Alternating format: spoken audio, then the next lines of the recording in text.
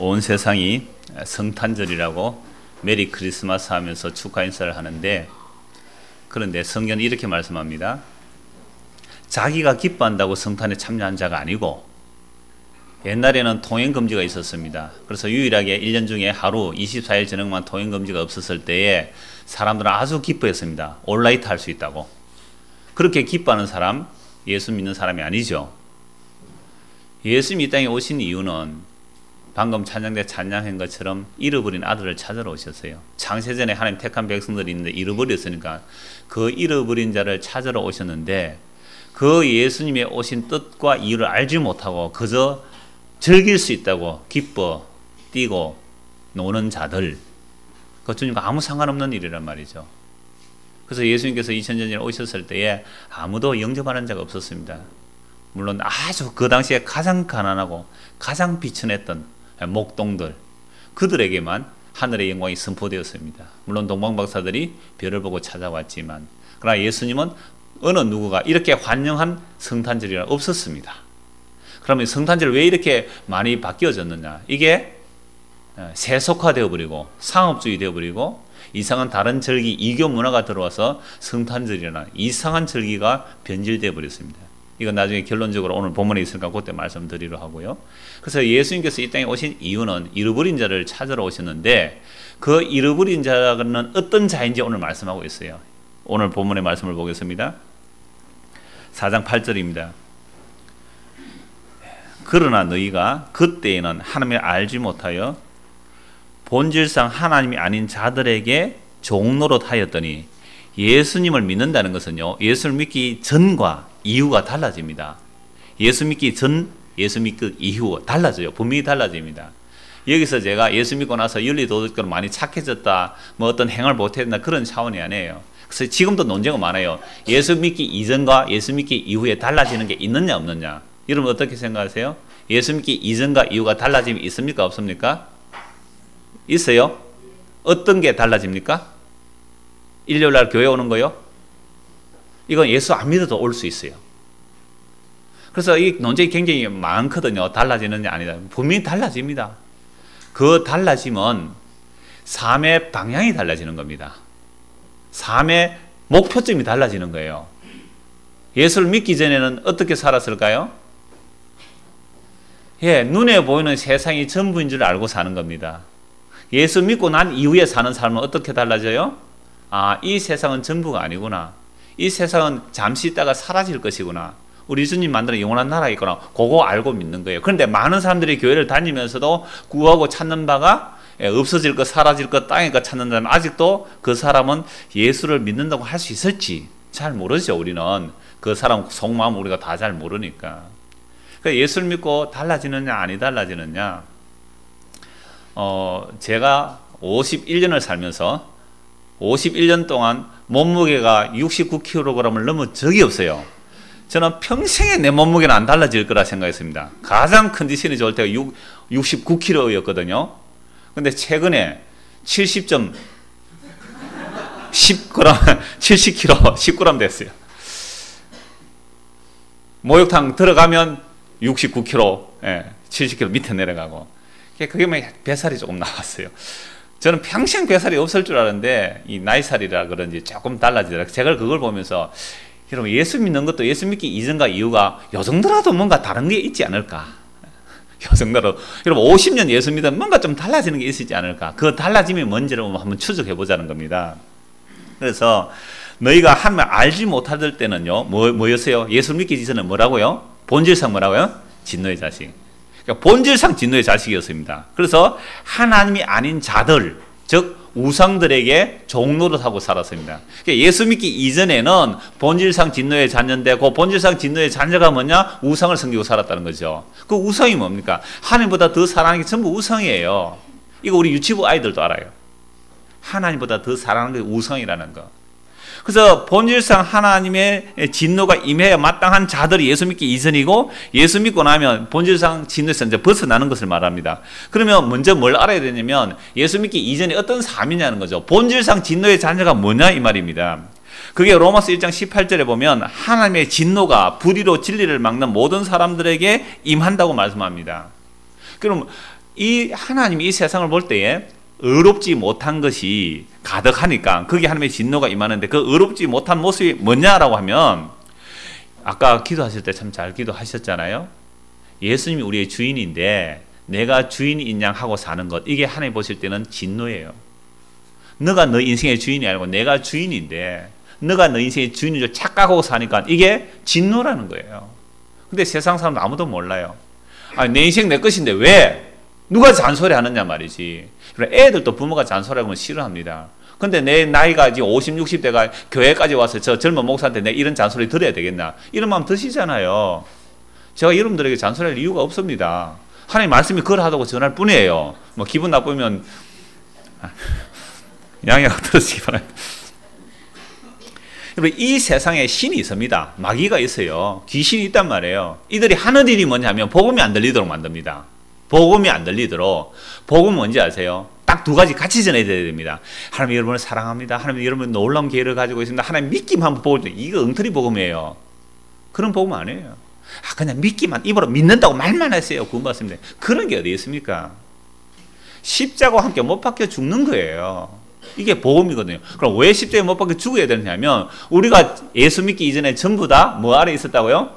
본질상 진노의 자리에 있었기 때문에 그걸 합니다. 그럼 본질상 진노의 잔자에 있다는 그 본질상 진노의 모습이 어떤 모습인데요? 라고 하면요. 에베소 2장에 이런 말씀이 있습니다.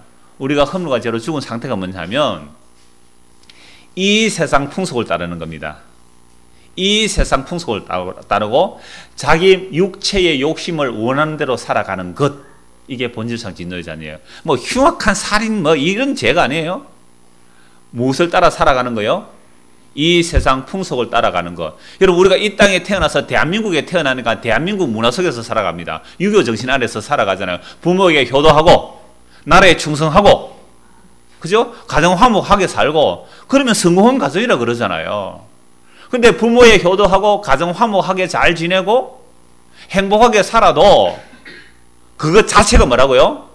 본질상 하나님의 진노를 받아 마땅한 가정이다. 여러분, 굉장히 거북스럽지 않아요? 예수 믿으러 교회에 온 것은 집안이 화목을 안 해서 예수 믿으면 화목할까 싶어서 교회에 왔는데 이런 소리 한번 들어보십시오. 다시는 교회 발걸음도 안 들어놓을 겁니다. 분명히 에베소 2장에서는 너희가 허물과 죄로 죽었다 전에는 어떤 상태냐? 이 세상 풍속을 따라 사는 겁니다. 세상 사람들이 좋다는 거 좋다고 하고 사는 거예요. 세상 사람들이 성공이라고 하는 거 그걸 성공이라고 따라가는 겁니다. 세상 사람들이 복이라고 할 때 그 복이라고 따라가는 거예요. 오늘 예수 믿는 사람이 세상의 성공을 성공이라고 하고 세상의 복을 복이라고 하고 세상에 성공했다, 뭐 멋있다, 그걸 멋있다고 하면 그 사람 예수 믿는 거 아닙니다. 이게 달라짐이에요. 다른 게 달라지는 거예요. 예수 믿어도 다 그렇게 했으면 그게 그거예요. 별 차이 없어요. 그러나 분명히 달라지는 게 있습니다. 가치관이 달라지죠. 삶의 방향과 목표가 달라집니다. 세상 사람들은 세상 성공, 바라보이는 목적, 부자 되고 취업하고 좋은 대학 가고 그냥 돈 잘 벌고 야 성공했네 복 받았느냐. 천만의 말씀. 그 사람이 예수 그리스도를 알지 못하고 자기 죄를 알지 못하고 예수를 알지 못하면 그 사람은 진노를 받아 마땅한 죄인이라는 겁니다. 여기에 사람들은 항의를 무수한 항의를 합니다. 그러면 하나님이 불의하다고요. 하나님이 불의하다고. 하나님 왜 불의합니까? 하나님께서 진흙으로 이것저것 왜 못 만듭니까? 하나님께서 사람을 만들어 놓을 때 하나님 영광 돌려고 했는데 인간들이 범죄하여 자기 영광만 찾아 사는 인간들 다 진멸하겠다는데 너희는 흙이니 흙으로 돌아가라. 이런 범죄한 모든 인간은 흙덩이입니다. 그냥 흙이에요. 그 흙을 땅에 티끌이라 그럽니다. 여러분 땅에 먼지가 휙 날리면 뭐라고 합니까? 여러분 눈에 먼지가 휙 날아오면 뭐라고 합니까? 여러분들 흙먼지 보고 이 먼지가 왜 이러느냐? 먼지 안 날렸으면 좋겠다 그러잖아요. 그게 여러분들이에요. 하나님 보실 때는 흙먼지예요. 우리가. 너는 흙이니 흙으로 돌아와. 이미 창세기에 나온 말씀이잖아요. 근데 자신이 흙인지도 모르고 자기 스스로 치장하기 바쁩니다. 공부를 하고 돈을 모으고 품위를 유지하기 위해서 얼마나 그 헛된 세상 영광을 바라보고 사느냐 말이에요. 이걸 본질상 진노의 자식이다. 그때는 그랬다. 그때는 그랬다. 그러나 이제는 그럼 이제는 뭔데요? 그게 죄인 줄 알고 회개하고 예수를 믿는 게 이제의 삶이란 말이죠. 이제. 그래서 그 죄와 이제가 분명히 나타나는데 그 본질상 진노의 자리에서 이렇게 은혜의 자리로 들어올 수 있는가? 우리 쪽에는 불가능합니다. 허물과 죄로 죽었기 때문에. 그래서 오늘 우리 주일학교 설교 때 그 얘기를 했어요. 법 아래 살 것인지 은혜 아래 살 것인지. 우리 모든 사람이 아담과 하와의 범죄 이유는 법 아래 살게 되어 있습니다. 법으로 살기 때문에 아이들에게 그래서 여러분 엄마 아빠 안 사는 사람 손 들어보세요 하니까 아무도 손 안 들었어요. 엄마 아빠가 다 싸운다는 말이거든요. 왜 싸웁니까? 집안이 왜 싸워요? 부부가 왜 싸웁니까? 뭐 때문에 싸우죠? 법 때문에 싸웁니다. 남편은 남편의 법을 지켜야 되고 아내는 아내의 법을 지켜야 되는데 곧 결혼하는 사람이 있는데 벌써 싸움 안 했어요? 왜 싸웁니까? 둘이서 싸워야 앉아. 결혼 날짜 받은 사람 싸웠어요? 안 싸웠어요? 지금까지 두 사람 무슨입니다. 동영씨한테 묻는 거예요. 예? 있죠. 참 걱정이다, 그죠? 아니 다음 주 아니죠. 그 다음 2주 후에 토요일날 결혼할 사람이 벌써 싸웠으면 결혼해가 또 싸울 거 아닙니까? 생각 잘해보고 결혼하십시오. 아직 기간은 남았으니까. 저 신혼부부 벌써 구원문이 됐습니다. 두 사람 몇 주 전에 결혼한 사람이 있는데, 자 결혼하고 나서 싸웠습니까? 안 싸웠습니까? 결혼하고 나서 싸웠어요? 안 싸웠어요? 꼭 이럴 때 웃고 넘어가요. 대답 곤란하면. 그럼 싸운다는 것 자체가 뭐 때문에 싸운다고요? 법 때문에 싸웁니다.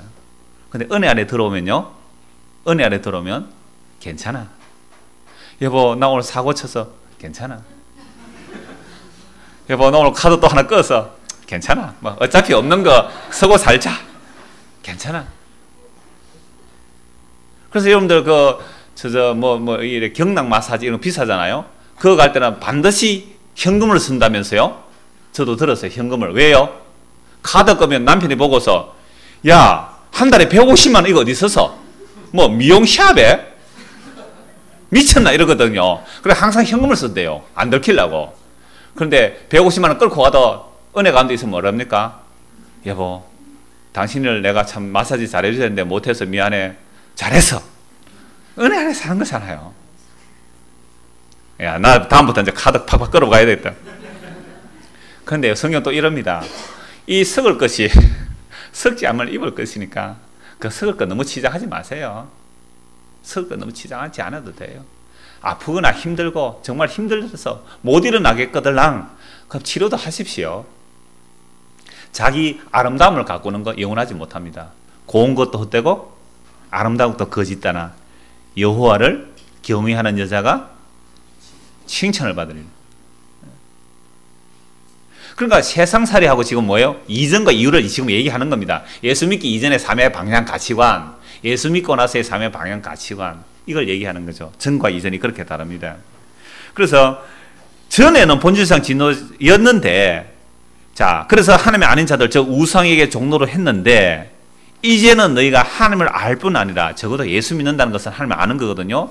예수님을 알 뿐 아니라 더욱이 하나님이 아신 바 되었거늘 어찌하여, 오늘 설교 제목이 어찌하여입니다. 여러분 예수를 믿는다고 교회에 다녀도요, 예수 안 믿는 사람 많거든요. 이 갈라디아 교회도 마찬가지입니다. 처음에 복음 듣고 좋다고 예수 믿고 감사합니다 한 사람들이 할례를 받아야 돼, 날과 달과 절기를 지켜야 돼, 그러니까 그리고 막 넘어가는 거예요. 왜? 법이 좋은 거예요. 은혜보다 법이 좋아요. 은혜는 너무 힘들어요. 은혜는 이런 거거든요. 여러분들 예수님 피로 여러분 값주고 산 겁니다. 여러분들 전부 다 주의 것입니다. 여러분 몸, 시간, 물질 모든 것이 다 주의 것입니다. 그래서 주의 뜻대로 쓰십시오. 돈을 써도 주님의 뜻대로 쓰십시오. 주님 제가 오늘 해외 여행 한번 가고 싶은데 한 1,000만 원 필요합니다. 쓸까요 말까요? 그래 네 고생했다 한번 갔다 와 하면 1,000만 원 쓰고 갔다 와도 괜찮아요. 단돈 100원을 쓸지라도 주님 이걸 어떻게 쓸까요? 하나님 뜻에 맞게 쓰시면 되는 거예요. 근데 우리는요 절대로 그렇게 안 살잖아요. 내 몸도 내 거, 내 자식도 내 거, 전부 내 것으로 여기고 살잖아요. 그러니까 이렇게 살고 있으면서 주님을 믿는다고 하는 사람들에게 법을 정해주면 굉장히 쉬워요. 근데 법을 안 정해주고 은혜대로 사십시오. 이건 너무너무 어려운 거예요. 얼마 정도 어려운지 아세요? 그래서 맨날 목사님 묻습니다. 목사님 복음 들었는데 예 알겠습니다. 그런데 어떻게 하라고요? 항상 이래요. 목사님 그럼 어떻게 하라고요? 그럼 주의를 지켜야 됩니까? 말아야 됩니까? 11조는 예수님께서 완성하셨어요. 그래서 신약 시대는 연보입니다. 연보. 목사님 그럼 11조 해라 말아야 됩니까? 그거 주님한테 물어보면 돼요. 그게 주님과 새로운 관계가 형성된 거거든요. 그러니까 자꾸 우리는 법을 좋아해요. 법을. 그러니까 옛날에는 법 아래 살면, 이런 법 아래 살면 뭐밖에 못 받아요? 저주와 진노입니다. 율법, 또 양심, 온갖 세상의 법 안에 그 진노예요. 은혜 안에 들어와야 되는 거죠. 그 법 아래 살 것인가 은혜 아래 살 것인가. 그래서 예수를 믿는다는 것은 은혜 안에 들어왔는데 자꾸만 교회 안에도 뭐가 요구되는 거죠? 법이 요구되는 거다. 법이. 근데 그 법 그거 몇 가지 가르쳐 줘서 그 법 다 지킨다고 천국 가나요? 천만의 말씀이에요. 법을 만약 지키려고 한다면 모든 법 다 지켜야 됩니다. 613개 다 지켜야 돼요. 그래서 갈라디아 3장 10절에 법 아래 들어가고자 하는 자는 어디 아래 들어가는 것이라고요? 저주 아래 걸어 들어가는 겁니다. 법 지켜서 구원 못 받아요. 은혜로 구원 받습니다. 이게 복음이에요. 그래서 너희가 하나님을 알았는데, 너희가 하나님을 알았는데 예수를 믿고 정말 이방인 죄인이 예수님의 은혜로 구원 받았다, 정말 기쁘다 했는데 다른 사람이 와서 야, 예수 믿는 것만 부족해. 주일을 성수해야 돼. 할례를 봐야 돼. 안식을 절기를 지켜야 돼. 그러니까 그 법이 좋으니까 그걸로 넘어가더란 말이죠. 그래서 우리 인간은 아담의 모든 후손들은 본질상 은혜보다 법을 좋아합니다. 그래서 여러분들에게 법을 제시하면 훨씬 열심히 잘할 사람들이에요.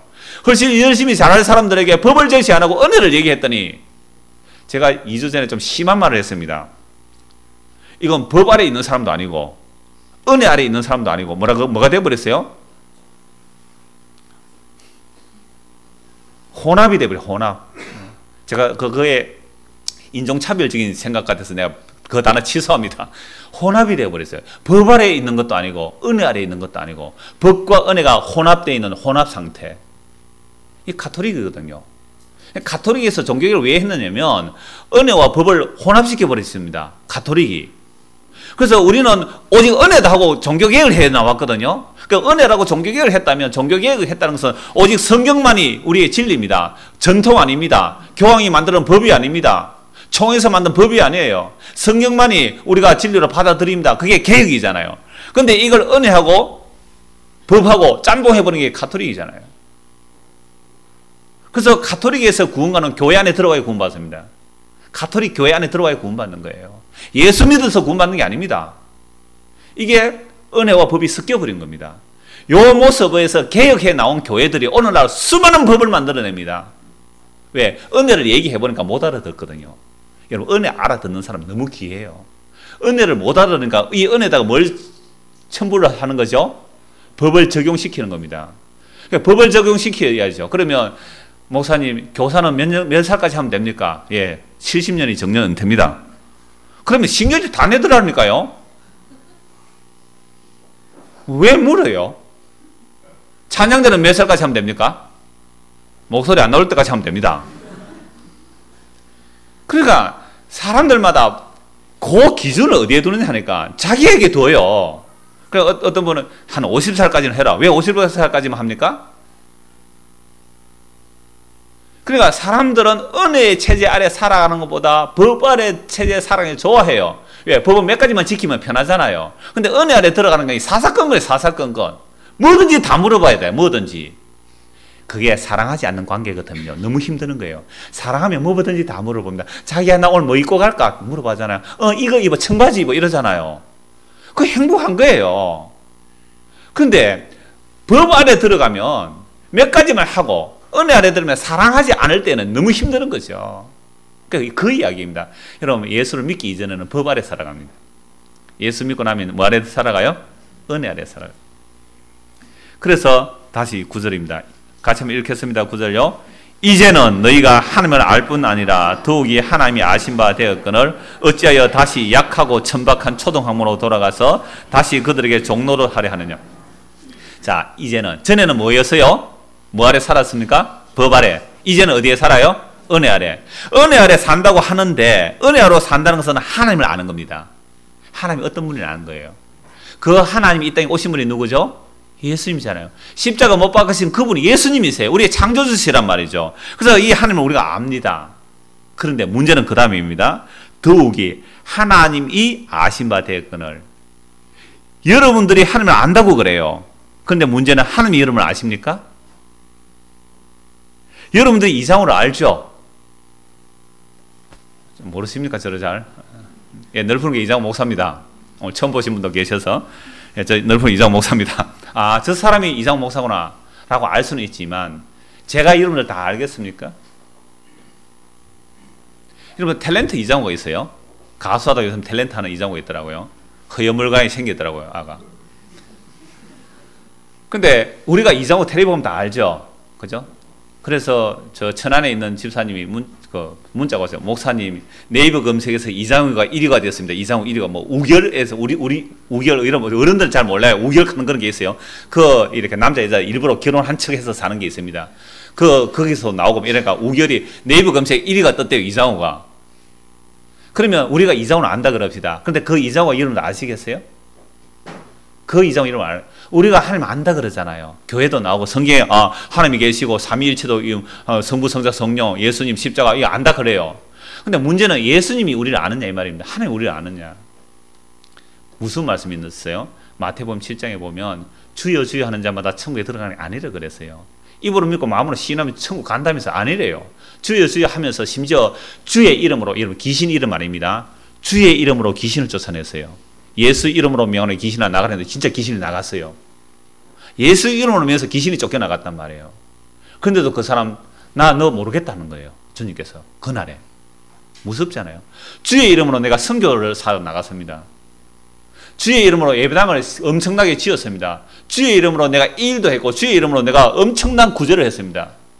내가 이것저것도 했습니다. 내가 교회를 개척했습니다. 내가 교회 헌신 충성 봉사했습니다. 내가 주의 이름으로 어떠한 능력을 행하였습니다. 라고 했지만 예수님 오시는 그날에 나는 너를 도무지 모르겠느라.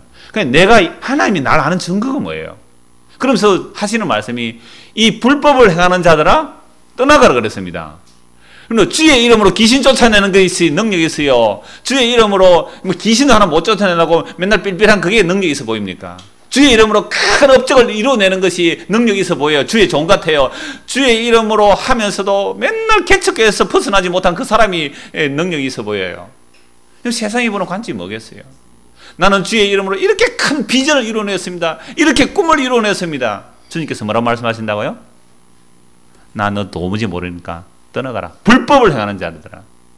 불법을 행하는 자가 뭐냐? 마태복음 7장 이하에 바로 나옵니다. 반석 위에 세워지지 않아서 그랬어요. 예수 그리스도 위에 세우지 않아서 그렇습니다. 결국 어디서 나온 거예요? 자기에게서 나온 거예요. 자기 자원에서 나온 겁니다. 받은 것을 내어놓은 게 아니고 지한테서 나오는 거예요. 자기한테서 나와도요, 놀랍게도 투시가 다 됩니다. 이거 최정호 목사님, 돌아가신 목사님인데 그분이 은사에 관한 분별 이런 책을 내셨는데 그거 보면요, 스님도 다 알아요. 스님도 주의 이름으로 말은 하지만 그 안에 스님의 능력이 들어가 있는 거예요. 스님한테 배웠대요. 투시, 사람 마음 다 읽어봐요. 그러니까 주의 이름 하면서 엄청난 능력을 행하였는데 주님 오시는 그날에 나는 너를 도무지 모르노라 하면 끝난 거죠 뭐. 그러면 그 사람의 기초가 어디에 없었다고요? 예수 그리스도에 없었어요. 자기 의였습니다. 자기 열심이었습니다. 자기 힘이었죠. 자기 에너지였어요. 결국 주님과 아무 상관없는 불법을 행하는 자들이 되었습니다. 그러면 하나님이 아신 자 되었다는 것은 어떤 사람일까? 제가 한 사람은 예를 들게요. 방금 찬양대에서 찬양한 그 내용은 정말 두 아들이 있었는데 한 아들이 아버지 유산 달라고 했죠. 이놈 맞아 죽어야 되죠. 어떻게 살아계신데 유산 달라고 합니까? 그런 놈 불효자식이라고 돌로 쳐 죽이라 하면 돌로 쳐 죽일 수 있어요, 율법이. 근데 아버지가 유산 다 줍니다. 가서 완전히 다 망치죠. 홀라당 다 망합니다. 그래서 나는 아버지 아들이라 자격을 받을 자격이 없기 때문에 그저 품꾼에 하나라도 읽어달라고 돌아왔는데, 아까 솔리스트 그렇게 했죠. 품꾼에 하나라도 읽어주십시오 왔는데 아버지는 뭘로 영접해 주죠? 아들로 반지 끼워주고 좋은 옷 입혀주고 송아지 잔치하잖아요. 근데 타락한 적이 없다고 한 바리새인, 그놈은 뭐라고 합니까? 삐지가 집에도 안 들어가고 있어요. 이게 자기의 천국 못 갈 바리새인들입니다. 그게 탕자가 뭐예요? 세리제인, 창기요, 이방인이 저와 여러분들이에요. 그럼 오늘 예수를 믿는 우리가 어느새 바리새인이 되어 있어요. 그래서 그 찬양대 그 말씀 같이 연결되는 것이 누가복음 7장에 보면요, 한 바리새인이 예수님을 자기 집에 초대를 해요. 여러분, 바리새인은 예수님과 안 좋아하는데 아마 시험 삼아 초대한 것 같아요. 초대를 했는데 식사 자리에 동네 사람들이 다 아는 죄인이에요. 여러분, 동네 사람이 다 아는 죄인은 어떤 죄인일까요? 저는 창녀라고 봐요. 그럼 몰래 죄 짓는 거 누가 안 들키면 압니까? 밤에 바람 피는 거 뭐 안 들키면 모르잖아요. 그러니까 동네 사람이 다 아는 죄인은 뭐예요? 창녀예요. 여러분, 창녀는 창녀 옷을 입습니다. 처녀는 처녀의 옷을 입어요. 그래서 성경에 고대로 올라갈수록 저 사람이 처녀인지 결혼한 사람인지 또는 과부인지 표가 나요. 처녀는 뿔 2개가 나와 있어요. 저 묘족 하는 데 가보니까 뿔 2개인데 결혼하면 하나를 꺾어요. 요거는 결혼한 사람이에요. 2개 다 꺾으면 과부예요. 그 모세에 표가 나요. 옷에. 그러니까 처녀는 댕기를 털잖아요. 결혼하면 댕기를 풀잖아요. 이게 처녀와 결혼한 사람. 그래서 고대 사회로 갈수록 굉장히 엄격합니다. 이게 표가 다 나지요. 이렇게. 그러니까 동네 사람들이 다 아는 죄인이라는 것은 창기는 창기의 옷을 입어야 됩니다. 창기는 창기의 옷. 그런 죄인이 세상에 남자들이 있는 식사 자리에 와서 예수님의 발에다가 눈물로 발을 씻기고, 여자의 영광 머리카락이라고 합니다. 그 머리카락으로 예수님의 발을 닦이고, 거기에 입을 맞추고 향유를 붓고 입을 맞추고 쉬지 않은 거죠. 그러니까 바리새인이 있다가 이래 속으로 이렇게 생각합니다. 아이고, 예수가 뭐 선지자라면서도 저 여자가 더러운 죄인인데 그것도 모르나?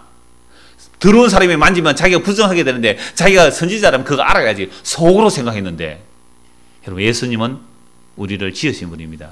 그러니까 무엇도 알아요? 우리의 마음을 아세요. 여러분, 사람 속일 수도 예수님 못 속이잖아요. 우리의 마음을 아세요. 우리 마음 속을 아는 거예요. 그러면서 예수님께서 바리새인 이름을 묻습니다. 바리새인 시몬아, 그 이름까지 나와 있어요. 여러분, 성경에 좋은 의미에서 이름 나오는 사람이 있고 나쁜 의미의 이름 나오는데 이 2000년 동안 요거도 묻는 사람입니다. 이 사람. 시몬아, 내가 한번 물어보자. 예. 500데나리온 빚진 사람이 있고 50데나리온 빚진 사람이 있다. 그러니까 500데나리온은 품삯이거든요. 500데나리온 빚진 자이고 50데나리온 빚진 자가 있는데 둘 다 갚을 것이 없어서 둘 다 주인이 불쌍해서 탕감해 줬다. 누가 더 주인을 사랑하겠느냐? 누가 더 사랑하겠어요? 500달 한 2년 일해야 돼요. 2년. 50일 같으면 한 2달만 일하면 되잖아요. 2년 일해서 갚아야 될 돈 탕감받은 사람, 시몬이면 예, 많이 용서받은 자, 많이 탕감받은 자가 많이 사랑하겠죠. 참 네 말 잘했다. 그런데 내가 너희 집에 들어왔을 때 너는 나에게 발 씻을 물도 안 주고, 손님 되면 반드시 발 씻을 물을 떠줍니다. 유대사회 속에서 물도 안 주고, 그 다음에 너는 나에게 감람류, 아주 사구려 감람류도 나에게 한 방울 안 떨어주었다. 그런데 이 여자는 눈물로 발을 씻기고 머리카락으로 발을 닦이고 향료컵을 깨달았다. 300데나리온. 그러니까 1년 동안 일해서 벌 그 엄청난 향수를 부어줬다는 거죠. 그러면서 하시는 말씀이 이 말씀이시죠. 이 여인은 자기 많은 죄가 용서받았기 때문에 많이 사랑한다. 그래서 이전과 이후가 달라지는 것 딱 한 가지 제가 초점을 맞춰드릴게요. 죄를 아는 겁니다. 죄가 뭐라고요? 나는 내 좋은 대로 살아왔다. 이게 전부 죄예요. 그게 60을 살았던 70을 살았던 나는 내 좋은 대로 살아왔다. 이게 죄입니다. 예수님을 주가 그리스도를 안 믿고 사는 게 죄예요. 두 번째, 용서를 합니다. 용서. 이러한 죄인임에도 불구하고 예수님께서 십자가에서 피를 흘려 나를 용서해 주셨구나. 용서에 대해서 합니다.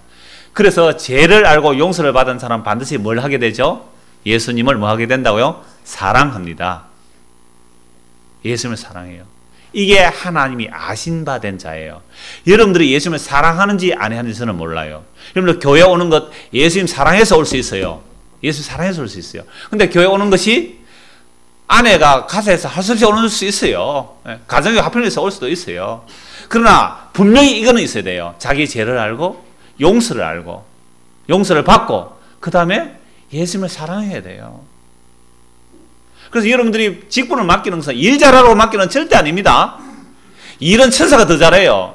왜 허물과 실수가 많은 우리에게 일을 맡기느냐 하면 그 일을 통해 자기 죄를 알고 주님의 용서를 알게 하시고, 그래서 주님을 사랑하기 위해서 우리에게 부모를 맡기고 자녀를 왜 준지 아세요? 네가 그 아이보다 더 못된 인간이라는 것을 알려고 우리에게 그런 말 안 듣는 자녀 주셔가지고 내가 예수님을 용서받고 사는데 우리 자녀를 그냥 내가 무조건적으로 사랑해야지 이거 알게 하려고 그런 내면 있는 자녀 주시는 거예요. 그런 남편과 아내를 주시는 겁니다. 일 잘하라고 직분 맡기는 게 아니에요. 폼 잡으라고 직분 주는 게 아니란 말이에요. 내 죄를 알고. 한 구역장 해보세요. 얼마나 구역원들 말 안 듣는지. 근데 그런 구역원이 평소 구역원 할 때 구역장 말 안 들었어요. 그래서 구역장 해봐야 돼. 다 돌아가면서. 목사도 돌아가면서 다 해봐야 돼. 일일 목사 해가지고. 그러면 교인들이 얼마나 말 안 듣지. 우리 목사님 복장 터지겠다. 한 번씩 다 해봐야 돼요. 오늘 첫날부터 까지. 설교는 제가 할게요. 나머지 다 한번 알아서 한번 해보십시오. 시간을 제대로 맞춰오나, 앞자리에 턱 뛰어나 자리가 없어 왔다 갔다 했는데 뒤에부터 앞자리를 앉지 않나. 그거 말 한마디 다 하려고 하면 10시간 돼도 다 모자라죠. 어떻게 그게 상식이죠. 그게 예의죠. 매너죠. 그걸 가르쳐야 됩니까? 설교 시간에. 어떻게 그래요? 어때요? 그래, 앞에 앉아서 너무 고맙습니다. 감사합니다. 앞에 앉잖아요, 앞에.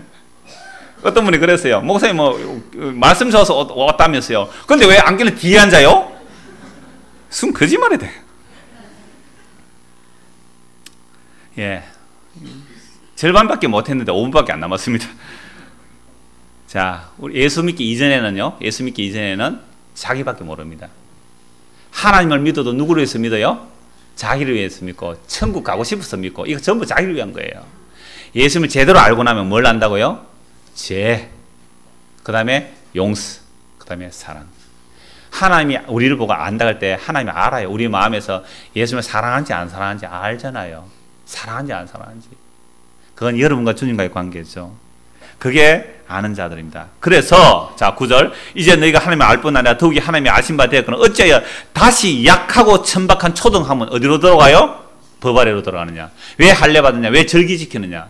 왜 다시 법으로 돌아가느냐. 은혜에서. 어찌하여 다시 법으로 돌아가느냐. 또다시 법을 요구하느냐. 다시 그들에게 종노릇 하느냐. 갈라디아 3장 10절 한 번 더 봅시다. 갈라디아 3장 10절 같이 한번 읽겠습니다. 시작. 무릇 율법 행위에 속한 자들은 저주 아래에 있나니 기록된 바 누구든지 율법 책에 기록된 대로 모든 일을 항상 행하지 아니하는 자는 저주 아래에 있는 자라 하였습니다. 보세요. 율법대로 들어가면 저주 아래에 들어가는데, 그래서 여러분들 모든 섬김과 봉사는 무엇으로 해야 됩니까? 사랑으로 하세요. 사랑 어떻게 해야 나오죠? 내 죄가 뭔지를 알고 주님의 용서가 어떠한지 아는 사람에게만 사랑 나와요. 그 외에는 다 가짜입니다. 자, 그런데 사람들이요, 놀랍게도 다시 초동하고 천박한 종으로, 사람의 종으로 들어가더라 이 말이죠. 10절. 너희가 날과 달과 절기를 해와 삼가 지키니 내가 너희를 위해 수고한 것이 헛될까 두려워하노라. 날과 달과 절기, 안식일, 유월절, 초막절, 맥주감, 추수감사 이 모든 것들이죠. 이런 걸 왜 또 지키느냐 이 말입니다. 예수께서 모든 절기를 다 완성하신 예수님의 십자가입니다. 그런데 십자가에서 다 완성하셨는데 또 안식일 지킨다고 그러는 거죠. 또 무슨 절기를 지킵니다. 저는 청년 때 이런 고민을 많이 했어요. 야, 절기를 지키려면 구약의 절기를 다 지키든지 왜 몇 가지만 지키느냐. 여러분 구약에서 절기 많잖아요. 안식일, 월삭, 매월 초하루입니다. 월삭. 그 다음에 3대 절기, 유월절, 오순절, 수장절, 이 3대 절기. 그 외에 수많은 절기들이 많이 있습니다. 그럼 그런 절기들을 왜 안 지키고 왜 교회에서, 여러분 교회에서 오늘 한국 교회에서 대부분 지키는 절기가 어떤 거면 한번 꼽아보실까요?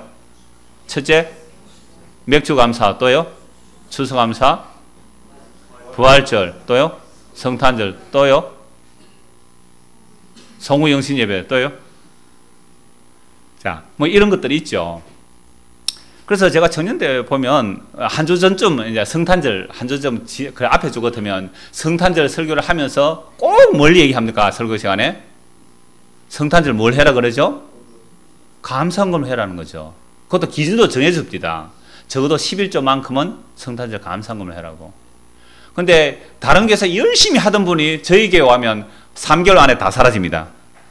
3개월 안에 다 사라져요. 안 해요. 오늘 성탄 감사하신 분 계세요? 감사헌금 하신 분 계세요? 다른 게 열심히 하시던 분들 안 했죠. 아무도. 나중에 저는 확인 안 했었어요. 저는 몰라요. 하는지 안 하는지. 다음 주에 적어 주십시오. 성탄 감사헌금 나왔으면. 그래야 제가 했는지 아닌지 알 거 아닙니까? 자, 제가 왜 이 말씀을 드리냐면 날과 달과 절기 지키라고 한 적 없습니다. 성경에서 성탄절 지키라는 게 있습니까? 없습니까? 없어요. 성경에서 부활절 지키라 했습니까?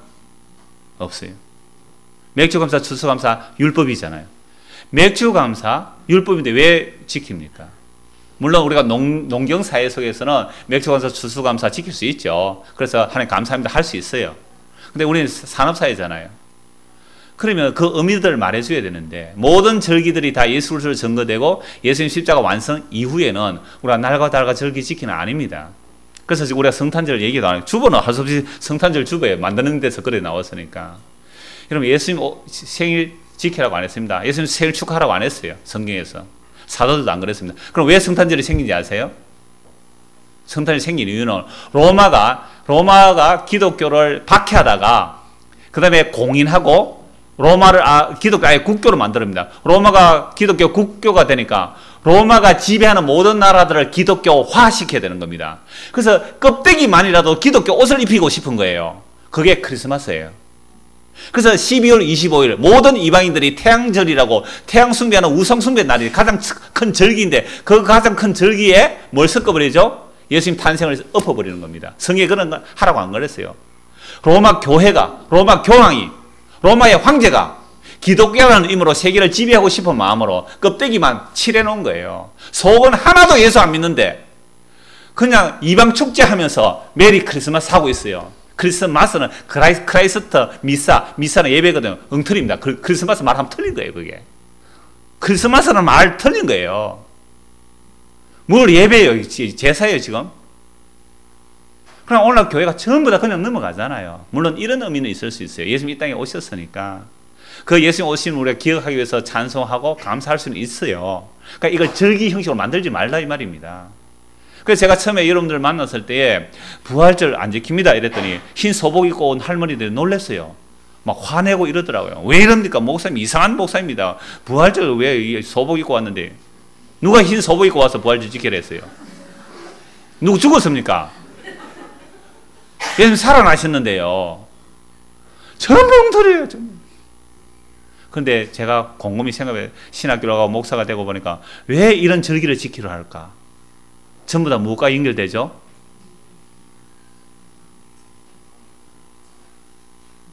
여러분들 말했습니다. 저 말 안 했습니다.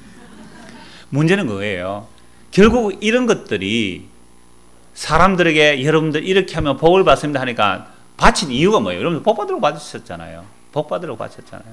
그런 거 아닙니다라고 해버리잖아요. 그렇죠? 제가 이러면 아닙니다. 그래서 다른 교회 열심히 하던 분들이 우리 교회에서 제가 아까 3개월 때 3개월에서 6개월 정도 되면 하나도 안 합니다. 하나도 안 하게 돼 있어요.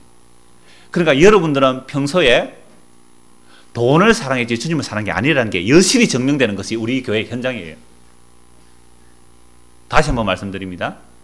그 전에 교회에서 열심히 했는데 우리 교회에서 한 6개월 만에 다 사라지는 이유는 여러분들이 평소에 예수님을 사랑한 게 아니고 뭐라고요? 돈을 사랑했다는 증거잖아요. 만약에 여러분들이 복음을 들었다면 그래 구약에서 모든 절기는 예수님을 증거하구나. 예수님 십자가의 복음이 너무 좋구나. 감사해서 이제는 날마다 감사할 수 있잖아요. 그죠? 날마다. 그래서 저는 이렇게 말합니다. 날마다 성탄절이에요. 날마다 성탄절. 날마다 고난주간이에요. 날마다 부활절이에요. 날마다 성령 감동절이고 날마다 예수 그리스도의 재림을 기다리는 거. 그렇게 사랑으로 나와야지. 법으로 돌아가는 게 지금 바울이 지금 막 책망하는 겁니다. 왜 은혜 아래 있다가 다시 법 아래 들어가느냐고. 왜 다시 저주 아래 들어가느냐고. 지금 하나님이 살아계시는데 예수님이 지금 살아계시는데. 그래서 그럼 어떻게 하라고요 목사님? 로마서 14장 5절 8절 제가 읽어드리겠습니다. 어떤 사람은 이 날을 전날보다 낮게 여기고 어떤 사람은 모든 날을 같게 여기나니 각각 자기 마음으로 확정할지니라. 나를 중히 여기는 자도 주를 위하여 중히 여기고 먹는 자도 주를 위하여 먹으니 이는 하나님께 감사하며 먹지 않는 자도 주를 위하여 먹지 아니하며 하나님께 감사하느니라. 우리 중에 누구든지 자기를 위하여 사는 자가 없고 자기를 위하여 죽는 자도 없도다. 우리가 살아도 주를 위하여 살고 죽어도 주를 위하여 죽나니 그러므로 사나 죽으나 우리가 주의 것이로다. 여러분 살아도 주를 위하여 죽어도 주를 위하여 사나 죽으나 우리가 누구 것이라고요? 주의 것이라고. 그런데 날짜를 나는 일주일 중에 일요일 하루를 나는 거룩하게 지키겠습니다. 여러분 마음에 원해서 할 수 있어요. 그죠? 예, 로마서 14장 말씀이에요. 마음에 그래서 칼빈은 이런 말을 했어요. 우리 개혁주의 할 때 항상 칼빈 얘기하잖아요. 칼빈은 우리가 목요일도 예배 드릴 수 있습니다. 그랬어요. 일요일 안 되면 목요일 예배 드리면 되잖아요. 근데 주일날 예배 나는 그날 내가 만약 주일날 나는 근무하러 가야 된다. 당직 서야 되잖아요. 당직하러 가면 그럼 나는 이번 주는 나는 수요일날 하나님 앞에서 나는 안식하겠다. 수요일날 예배 드리면 되잖아요. 혼자. 그 수요일 예배 있잖아요. 근데 왜 안 하죠? 수요일 저녁에는? 나 주일을 못 지켰어 이러고? 법에 매여 있어서 그래요. 그냥 날과 달과 절기 나는 모든 날을 하나님 앞에서 살겠다. 그러면 되죠. 날마다 안식일이잖아요. 날마다 성탄, 날마다 부활절, 날마다 고난주간. 날과 달과 절기 법에 매이는 게 아니란 말이죠. 신약시대 예수 그리스도 안에서. 그 다음에 골로새서 2장에는요, 날과 달과 절기를 지키는 것이 초등학문으로 돌아간다 그랬습니다. 왜 사람의 명과 가르침을 가냐? 그러면서 붙잡지도 말고 맛보지도 말라 그랬습니다. 왜 사람의 종으로 다시 돌아? 사람의 명과 가르침에서 해방되어서 개혁교회가 되었는데 오늘 개혁교회가 또다시 종이 되어버렸어요. 사람의 종이 되어버렸어요. 전통의 종이 되어버렸습니다. 그럼 예수님 오시는 그날까지 우리는 뭐 하면 돼요? 한 것만 말씀 보고 말씀드렸습니다. 고린도전서 11장의 말씀 보시면 예수님 이렇게 말씀합니다. 마지막 유월절 만찬하면서 떡을 떼어주면서 이 떡을 받아 먹어라. 이건 내가 너를 위해서 주는 생명의 양식이라 그러고, 또 잔을 주시면서 하신 말씀이 이 잔을 받아 마셔라. 이 잔은 너희의 죄를 용서하기 위한 나의 피 곧 새 언약의 피라고 말씀합니다. 그래서 내가 다시 올 때까지 너희는 이것을 기념하고 이것을 전하라. 예수님 다시 오실 때까지 전해야 될 것 딱 한 가지뿐입니다. 뭐라고요? 예수님의 살과 피, 예수님의 십자가. 내 살과 내 피만이 너에게 영원한 생명을 준다는 요거 한 가지만 예수님 오시는 그날까지 지켜야 하고 전해야 될 내용들입니다. 다른 것들은 전부 그림자예요. 예수님은 여러분들이요, 전과 이제가 달라져야 됩니다. 전에는 법에 매여 있고 절기에 매여 있고 사람 눈치에 매여 있다면, 이제는 살아계신 우리 주 예수 그리스도, 나를 위해 십자가에 죽으시고 살찌신 예수 그리스도, 그분을 통하여 죄가 뭔지를 알고, 그분께서 그냥 계시는 분이 아니에요. 성령을 보내주셔서 지금 하나님의 말씀을 가지고 여러분 속에 역사하세요. 성령께서 역사하시면 내 죄가 뭔지를 알아요. 그래, 나는 지금까지 교회 열심히 다녔어. 헌신충성 봉사해서 구역장으로 뭐로 직분으로 이렇게 열심히 충성했지만 그 전부 내가 나를 위해 산 것밖에 아니었습니다. 내가 나를 위해 산 것 다 죄였어요. 목사를 해도 장로를 해도 다 마찬가지예요. 누구를 위해 합니까? 진짜로 예수를 위해서 했습니까? 나를 위해서 했습니까? 주의 성령께서 말씀의 거를 우리에게 비춰주시면, 주여 이거 전부 나를 위해 큰 거 맞습니다. 나 한 거 전부 죄뿐임을 압니다. 전도를 했던, 헌금을 했던, 설교를 했던, 뭘 했던 나는 죄인임을 인정하나이다. 그런 창기 같은 죄인을 예수님이 자기 살과 피로 용서해 주셨네요. 주여, 나는 그 용서에 감사해서 나는 당신을 이제 사람들 눈치 안 보고 사랑합니다. 그 죄 많은 여인이 그 사람들 앞에서 예수님 발에 입을 맞출 때 얼마나 수군거렸을까. 저 여인 죄 많은 여인인데, 저 여인 죄 많은 여인인데, 근데 용서를 받고 나니까, 주님의 사랑을 받고 나니까 세상에 사람의 눈치가 보이지 않는 거예요. 사랑이 빠지면요, 부모 자식도 못 말리잖아요. 사랑이 빠지면 그 주님의 용서와 그 주님의 사랑에 입맞추기를 쉬지 아니한 거, 이게 주님을 사랑하고 믿는 거예요. 이 일이 바로 예수님의 새 언약으로 살과 피로 이루어졌기 때문에 주님 오시는 그날까지 왜 예수님이 대신 죽으셔야만 하는지 그 사랑을 알아가는 저와 여러분 되기를 소원합니다. 기도하겠습니다. 하나님 아버지, 세상 사람들이 자기들의 법을 세워놓고 그것의 기준에 들면 좋아하고 들지 못하면 자기를 자책하는 이 법 아래 있는, 저주 아래 있는 우리들을 불러내셔서 값없이 어렵다 하시고 값없이 죄를 용서해 주시고 대신 홀로 죄를 다 용서하신 십자가의 그 사랑, 그 사랑을 알고 받은 우리가 왜 또다시 법으로 돌아가야 하는지 오늘 말씀은 책망하고 있습니다.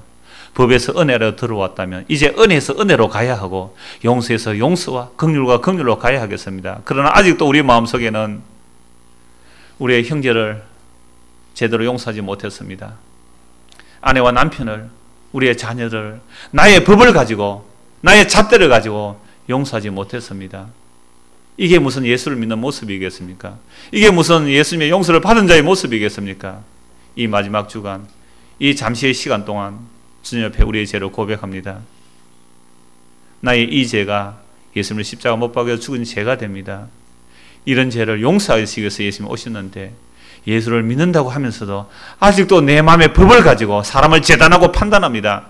나에게 이익이 되면 좋은 사람이라고 하고 나에게 손해가 되면 악한 사람이라고 하는 이 엉터리 같은 법체제 속에, 이 엉터리 같은 저주 속에 있는 우리를 불러내셔서 은혜의 나라를 들어놓기 위해서 예수님이 오셨는데 우리는 이 예수님을 아직도 문 밖에 내버려 두고 있습니다. 우리 주님께서 지금 마음의 문을 두드리고 계시는데 세상 사람을 향하여 말씀하시는 것이 아니라 오늘 바로 이 넓은 교회에 주님께서 문을 두드리고 계십니다. 내 말을 듣고 문을 열면 내가 너에게도 들어와, 너는 나로 더불어, 나는 너로 더불어 먹고 마시라는 이 주님의 마음속에 모셔지는 시간이 되도록 주의 성령께서 역사하여 주옵소서. 껍데기로 예수 믿지 않게 하여 주옵소서. 엉터리로 신앙생활 하지 않게 하여 주옵소서. 사람 보이는 데 앞에서 하지 않게 하여 주옵소서. 예수님 지금도 살아계셔서 성령을 보내시고 우리 마음에 주와 그리스도로 계시기를 원하시는 그 주님의 뜻이 우리 안에 임하여서 전과 이전이 달라지는 삶이 될 수 있도록 주께서 은혜를 베풀어 주옵소서. 예수 그리스도 이름 받들어 기도드리옵나이다. 아멘. 바로 축도하겠습니다.